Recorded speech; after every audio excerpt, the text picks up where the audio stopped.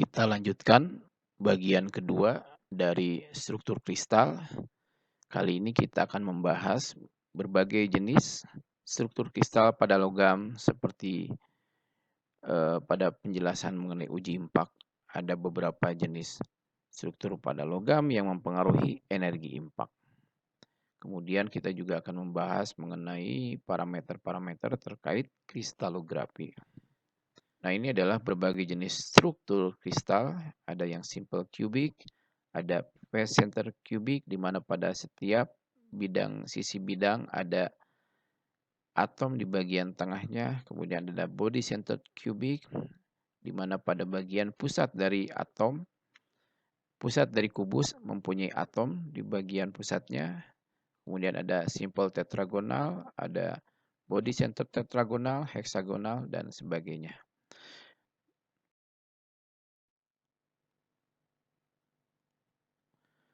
Baik, sekarang kita lihat satu persatu struktur kristal yang biasa pada logam. Yang pertama adalah face centered cubic ataupun kubus berpusat muka.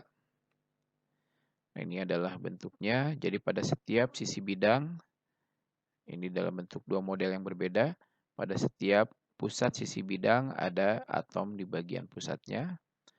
Nah, kemudian seperti sudah disebutkan sebelumnya bahwa yang namanya struktur kristal itu adalah bentuk tiga dimensi yang mengalami perulangan dalam periode yang panjang di dalam material. Nah, jadi bentuk kubus pusat muka seperti ini, dia mengalami perulangan dalam range jarak yang sangat besar di dalam material. Jadi untuk logam pada umumnya mempunyai unit cell ataupun struktur kristal yang berbentuk kubus dengan atom-atom berada pada tiap sudut dan pusat dari muka kubus.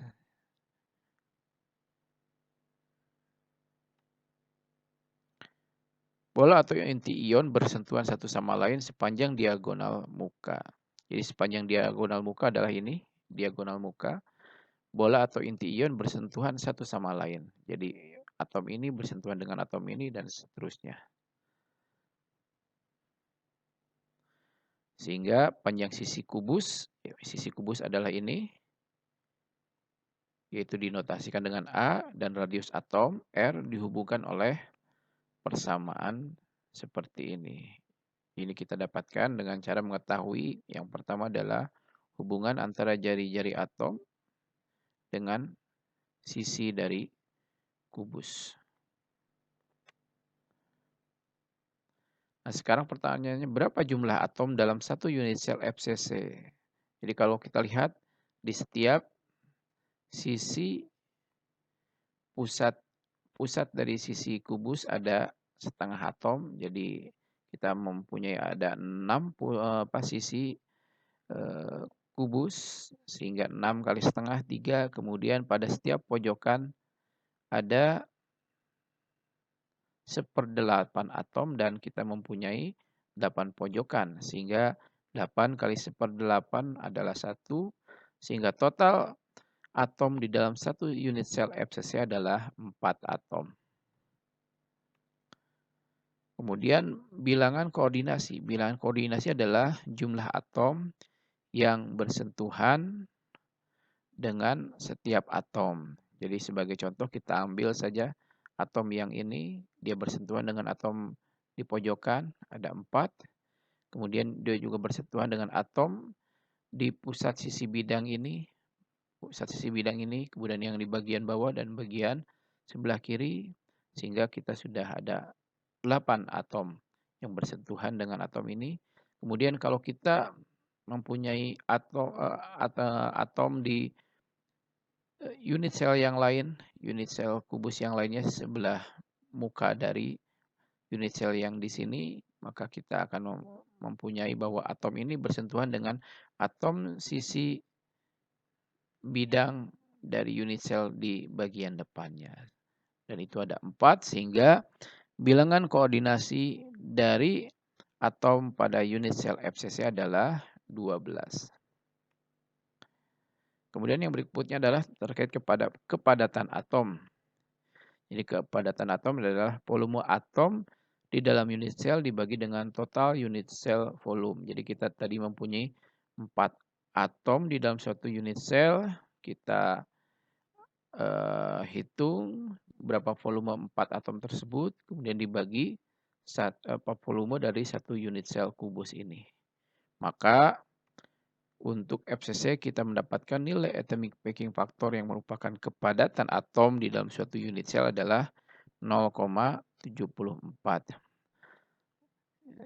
Satu struktur kristal seperti ini biasa juga disebut sebagai unit sel ya.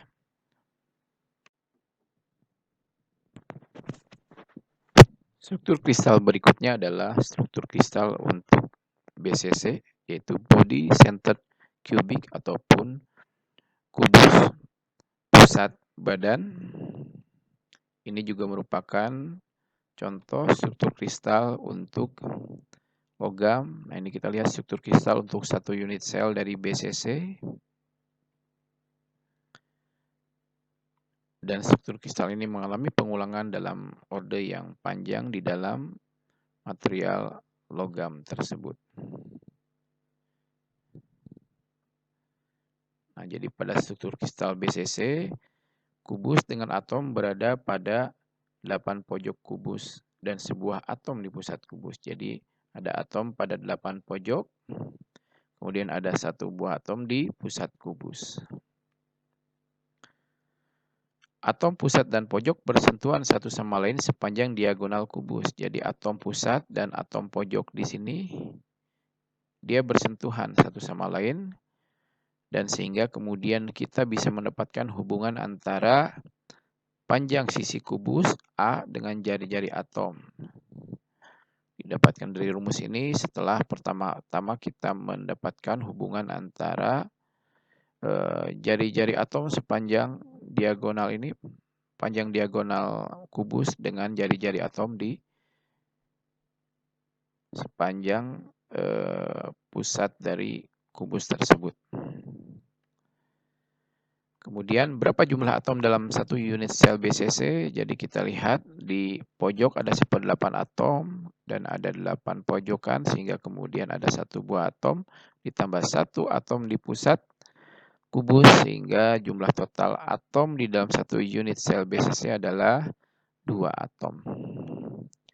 Kemudian bilangan koordinasinya kita ambil atom di pusat kubus. Atom di pusat kubus ini bersentuhan dengan 8 atom di pojokan, sehingga kemudian bilangan koordinasinya adalah 8. Kemudian atomic packing factor, yaitu volume atom dari volume atom dibagikan dengan volume kubus, volume atom di dalam satu unit sel. Jadi di dalam unit sel ini ada 2 atom, kemudian dibagikan dengan volume dari kubus, kita mendapatkan nilai 0,688. Jadi nilai atomic packing factor ataupun kepadatan atom-atom pada unit sel BCC lebih rendah dibandingkan dengan FCC. FCC ada 0,74. Yang berikutnya adalah struktur kristal lain untuk logam, yaitu hexagonal closed pack crystal structure. Jadi bentuk yang heksagon. Jadi kita lihat seperti ini bentuknya.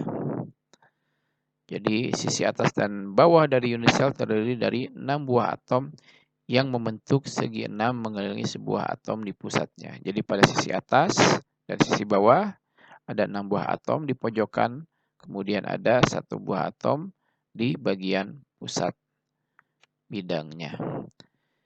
Kemudian di bidang lainnya, yaitu di bagian tengah di sini, ada 3 buah atom dan terletak di tengah-tengah antara bidang atas dan bidang bawah.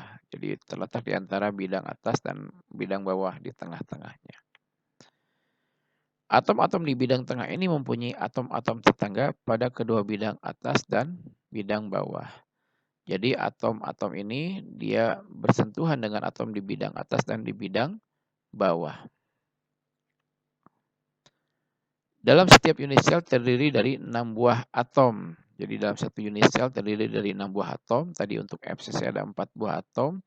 Untuk BCC ada 2 buah atom. Nah, ini ada 6 buah atom, yaitu 1/6 masing-masing 12 sudut bidang atas dan bidang bawah. Jadi di setiap pojokan ini diisi oleh 1/6 atom. Kemudian kita mempunyai ada 12 pojokan di atas dan di bawah, sehingga totalnya menjadi 2 atom ya. Kemudian ada setengah di masing-masing pusat sisi atas dan bawah. Jadi di pusat sisi atas dan sisi bawah ini setengah atom, sehingga jumlahnya menjadi 1, setengah dikalikan 2. Kita sudah mempunyai berapa sekarang? Tadi 1/6 dikalikan dengan 12, 2 ditambah setengah dikali 2, sehingga jumlahnya ada 3. Dan kemudian ada 3 atom di bagian dalam. Jadi 3 ditambahkan 1 ditambahkan 2, jadi 6 buah atom total dalam satu unit sel heksagonal.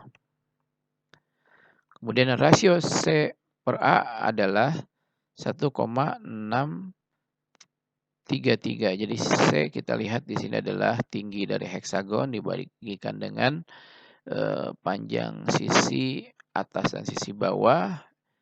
C lebih panjang dibandingkan dengan A dengan rasio 1,633.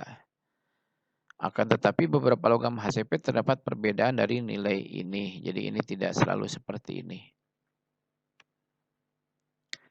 Kemudian bilangan koordinasi dan bilangan atomic packing factor untuk HCP sama dengan FCC, yaitu 12 dan 0,74.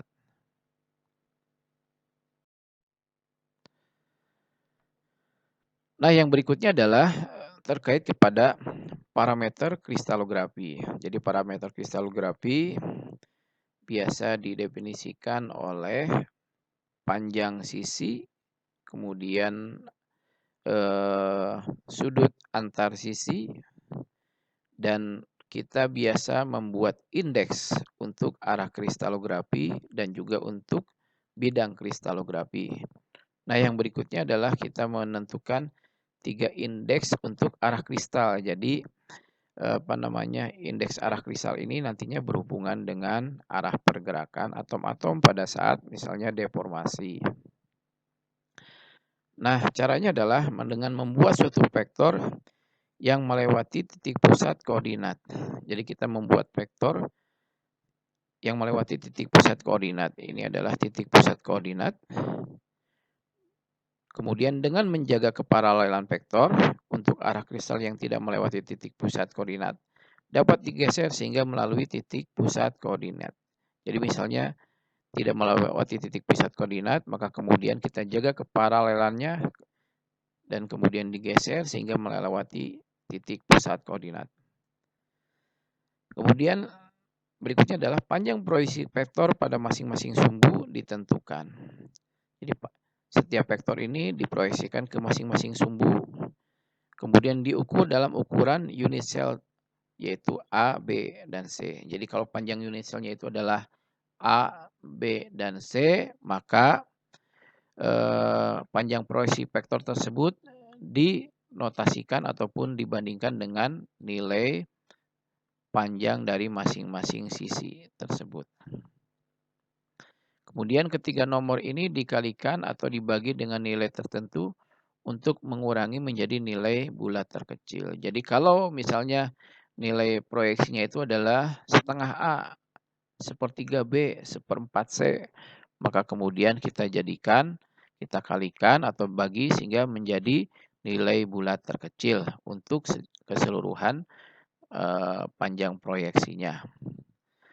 Nah, kemudian ketiga indeks tidak dipisahkan oleh koma. Jadi setelah itu kita mendapatkan nilai indeks dan notasinya itu tidak memakai koma. Jadi seperti ini. Ada kurung kurawal, ada kurung kotak seperti ini. Kemudian di dalamnya adalah nilai indeks untuk masing-masing sumbu. Untuk sumbu X, Y, dan Z. Jadi U, V, dan W adalah nilai proyeksi yang sudah dirubah menjadi nilai bulat terkecil pada sumbu X, Y, dan Z. Kemudian yang menjadi catatan adalah indeks negatif adalah dimungkinkan. Nah, yang berikutnya kita lihat contoh soal yang diambil dari buku Kalister. Jadi contoh soalnya kita mempunyai diketahui adalah kubus dengan vektor yang digambarkan dengan panah merah ini, pertanyaannya adalah tentukan indeks untuk vektor tersebut. Nah, caranya adalah vektor sebagaimana yang ada di gambar ini, kita harus pastikan melewati titik origin. Jadi kita lihat vektornya sudah melewati titik origin, sehingga kemudian kita tidak perlu melakukan pergeseran. Ya. Kemudian proyeksikan vektor tersebut ke sumbu X, Y, dan Z. Di mana kalau ke sumbu X kita lihat nilainya adalah A/2, karena panjang sisi di sumbu X adalah A, memotong di bagian tengah jadi A/2. Proyeksi ke sumbu Y adalah sebesar B, panjang sisi Y adalah B. Kemudian vektor tersebut tidak mempunyai proyeksi di sumbu Z. Jadi kita berikan nilai proyeksinya adalah sebesar 0. Nah, kemudian berarti nilai proyeksi setelah dibandingkan nilai panjang masing-masing sisi adalah setengah, 1, dan 0. Nah, sehingga kemudian kita perlu membuat perkalian agar didapatkan nilai bulat. Untuk panjang proyeksi ini kita hasilkan nilai 1, 2, dan 0. Nah, inilah yang menjadi indeks untuk vektor tersebut. Jadi kita berikan bracket untuk notasinya 1, 2, 0.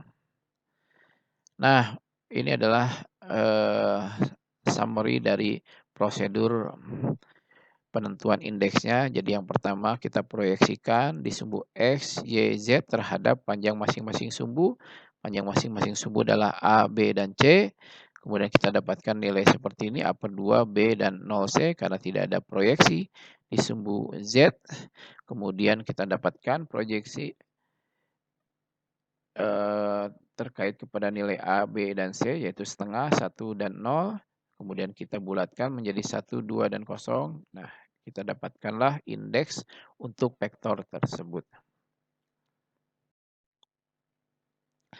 Tadi adalah contoh untuk arah kristalografi. Yang berikutnya adalah bidang kristalografi. Bidang kristalografi dinyatakan dengan 3 indeks Miller. HKL. Kalau tadi arah kristalografi adalah UPW, kemudian indeks Miller adalah HKL, dan kita lihat ada notasi yang berbeda dari kurungnya ya. Ini kurung biasa ya. Setiap bidang yang paralel satu sama lain akan mempunyai indeks yang sama. Sebagai contoh kita lihat pada gambar di sini, bidang-bidang yang diarsir di warna ini mempunyai indeks yang sama. Nah, penentuan indeks HKL-nya itu adalah sebagai berikut. Jadi yang pertama, jika bidang melalui titik pusat sumbu, bidang lain yang paralel dengan bidang tersebut tetapi masih dalam satu unit sel harus dibuat, atau titik pusat lainnya harus dibuat di pojok lain dari unit sel. Jadi misalnya kita lihat di sini, bidang ini melalui titik pusat sumbu, maka kita tentukan bidang lain yang paralel dengan bidang tersebut tapi masih dalam satu unit sel. Jadi kita misalnya pakai bidang ini untuk menentukan indeks dari bidang yang ini. Nah, kemudian bidang kristalografi mungkin paralel atau memotong salah satu sumbu. Jadi sebagai contoh misalnya bidang ini memotong sumbu Z. Atau bidang ini adalah paralel dengan sumbu Y dan sumbu X, seperti itu. Panjang bidang potong pada masing-masing sumbu ditentukan dengan merujuk kepada nilai panjang sisi dari masing-masing sumbu. Jadi kita misalnya dapatkan ini titik potong di sumbu Z berapa nilai C kan, karena panjang sisi sumbu Z adalah C. Kemudian nilai konstanta untuk tiap sumbu diambil dan bidang yang paralel terhadap sumbu diberi nilai 0. Jadi seperti pada gambar ini, bidang ini paralel dengan sumbu Y dan X, maka nilai konstantanya untuk sumbu Y dan X adalah 0. Kemudian jika diperlukan dilakukan pembulatan ke nilai pembulatan terkecil. Kemudian nilai indeks dinotasikan sebagai bentuknya seperti ini notasi resminya. Nah, kita lihat bidang ini adalah bidang 001 karena dia memotong sumbu Z dan dia paralel dengan sumbu Y dan X. Kemudian bidang-bidang yang paralel dengan bidang 001 ini adalah mempunyai notasi yang sama, bidang 001. Kemudian bidang yang ini dia memotong sumbu X dan Y di nilai A dan B dan dia paralel terhadap sumbu Z, maka mempunyai notasi bidang 110. Dan bidang-bidang yang paralel dengannya mempunyai notasi yang sama, mempunyai indeks yang sama. Kemudian bidang yang ini dia memotong sumbu X, Y, dan Z di panjang sisi masing-masing sumbu sehingga dia mempunyai indeks 111 dan bidang-bidang lain yang paralel dengan bidang tersebut mempunyai indeks yang sama.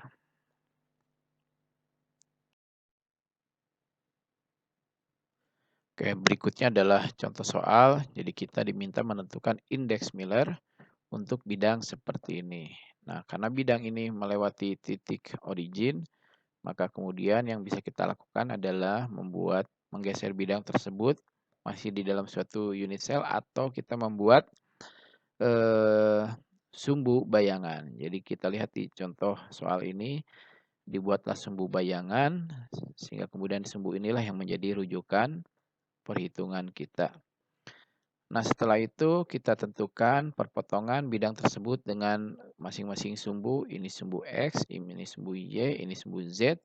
Kita lihat bidang ini adalah paralel dengan sumbu X sehingga nilai perpotongan dengan sumbu X-nya adalah di tak terhingga.